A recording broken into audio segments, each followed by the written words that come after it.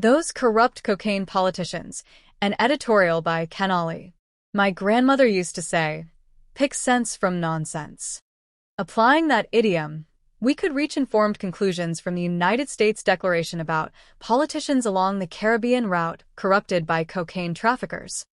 In the damning comment about a culture of corruption, the U.S. authorities did not call any names. But some relevant facts should provide educated pointers. The Caribbean cocaine route.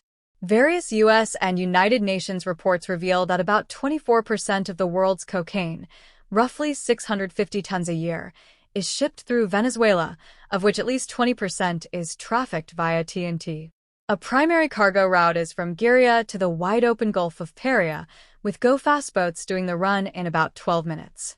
The entry route is the largest Caribbean gateway of illegal South American drugs to their eventual destinations in Europe or eastern U.S. There are 223 porous TNT borders. While the PNM promised on page 22 of its 2015 general election manifesto to set up a border protection agency, a subsequent recommendation to the National Security Council was ignored. Multiple trafficking methods. There are also cocaine airdrops. Remember the packets that washed up at Mayaro last August? There are unfulfilled promises to have permanent Coast Guard presence at Guayaguare. Yachts, motherships, the U.S. calls them, at the Chaguaramas Marina move drugs through the Lesser Antilles and to northwestern Europe, mainly Antwerp and Rotterdam. There is huge demand in that part of the world, and prices for the pure product are significantly higher than in the U.S. The PNM's failure to act.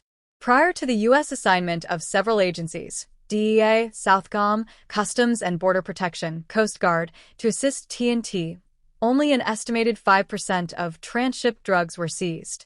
At a meeting in Washington last January, then U.S. Secretary of State Antony Blinken told then Prime Minister Dr. Keith Rowley of the extensive regional instability caused by unchecked drug trafficking. Still, there was no concerted local action against Tren de Aragua traffickers and elite yacht operators. In recent months, there have been historic maritime busts, including a U.S. $25 million seizure in a vessel that had made it to waters off Portugal. Narco-politicians exposed. To be sure, there are cocaine-corrupt politicians throughout the Caribbean island chain. Prime Minister Kamla Harris has lately spoken about narco-politicians, suggesting that certain public officials protected drug interests. In recent weeks, top U.S. officials have had frequent dialogue with TNT's authorities. Pick sense from nonsense.